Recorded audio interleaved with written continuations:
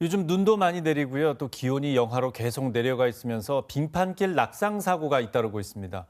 오늘 알찬 생활에서는 전문가와 함께 겨울철 낙상 사고 배상 책임에 대해서 자세히 알아보겠습니다. 김종남 변호사와 함께하겠습니다. 어서 오십시오. 예, 안녕하십니까? 네. 자, 먼저 차도는 제설을 이제 잘 되는 편이고 잘 해야 되는 상황인데 인도가 문제입니다. 네, 인도에서는 좀 그렇지 않은 경우가 많습니다. 인도의 관리 책임은 어떻게 됩니까?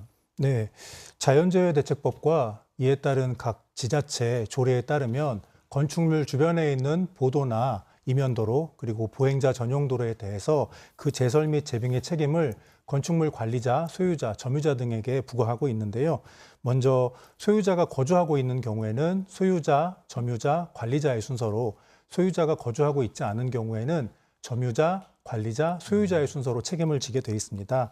제설 및 재빙 작업을 해야 되는 범위를 보게 되면 보도의 경우에는 건축물의 대지와 접한 전 구간에 대해서 제설을 해야 하고요. 네. 그 이면도로나 보행자 전용 도로의 경우에는 대지 경계선으로부터 1m까지의 범위를 제설을 해야 됩니다. 따라서 이를 벗어나는 범위에 대해서는 해당 지자체장의 책임이라고 보면 되겠습니다. 예.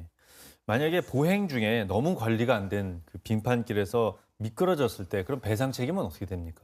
네, 사고로 인한 손해배상 책임은 기본적으로 가해자에게 물을 수가 있고요. 네. 당연히 이 경우에 가해자에게 그 고의 또는 과실에 의한 위법 행위가 있어야 되고 이것이 사고의 원인이 되었어야 합니다. 네. 따라서 건축물 주변에 보도나 이면도로 또는 보행자 전용 도로에서 사고가 발생한 경우에 그 주변에 대한 제설 책임을 다하지 않은 건축물의 관리자 등에게 책임을 물을 수가 있고 그 외의 장소에서 사고가 일어났을 경우에는 해당 지자체장에게 책임을 물을 수 있습니다.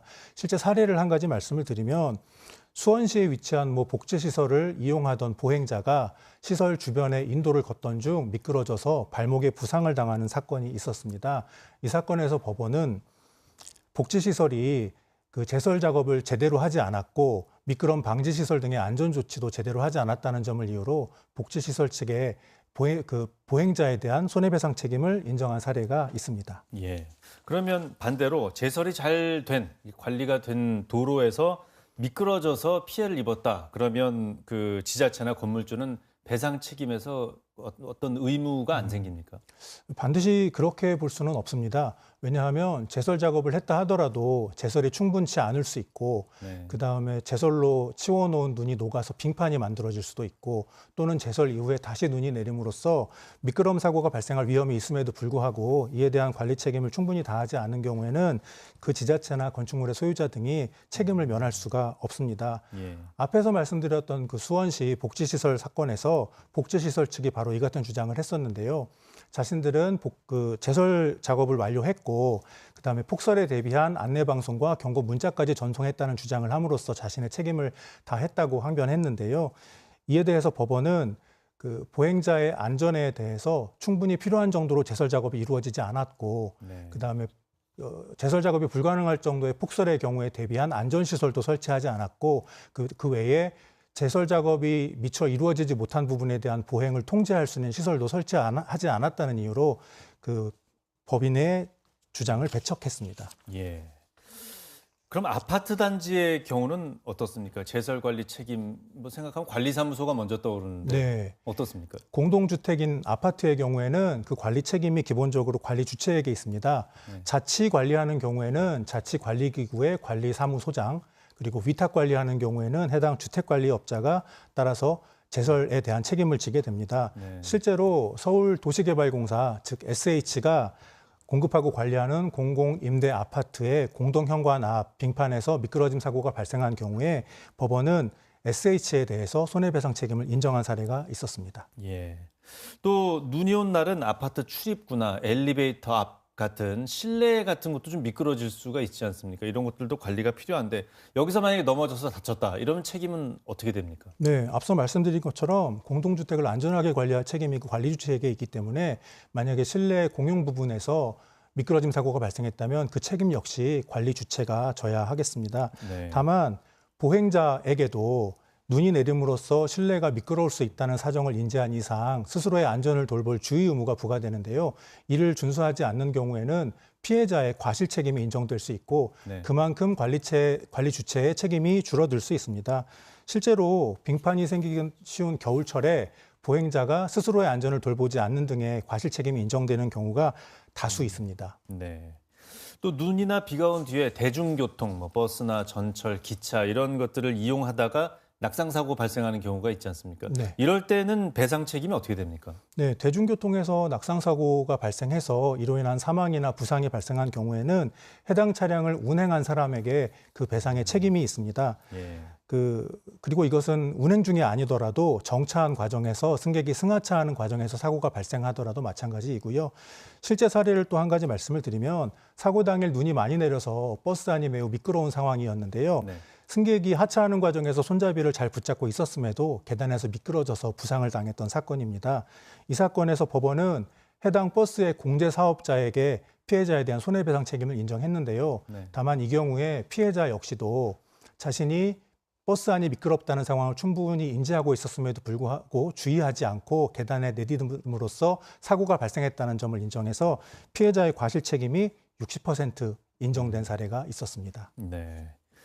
스키장이나 눈썰매장 같은 시설도 있지 않습니까? 뭐 네. 놀러 갔긴 했겠지만 이런 시설에서 낙상 사고가 났을 경우에는 책임이 그러면 시설 관리자에게도 어느 정도 있겠네요. 네. 스키장과 눈썰매장 같은 경우는 우리 체육시설의 설치 및 이용에 관한 법률, 즉 체육시설법에 따른 체육시설업에 해당하는데요. 네. 이와 같은 체육시설을 설치하고 운영하는 자는 체육시설법에 따른 해당 시설의 안전에 대한 유지관리 책임을 지게 됩니다. 네. 따라서 법에서 정하는 안전기준에 미달하는 조치를 했고 이로 인해서 낙상사고가 발생했다면 당연히 그 책임은 해당 시설의 운영자나 관리자가 져야 합니다. 네. 다만 이 경우에도 앞서와 마찬가지로 스키장이나 눈썰매장 측에서 정한 안전이용 기준이나 보호장구 착용 의무를 이용자가 준수하지 않았을 경우에는 과실 책임이 인정될 수 있습니다. 예.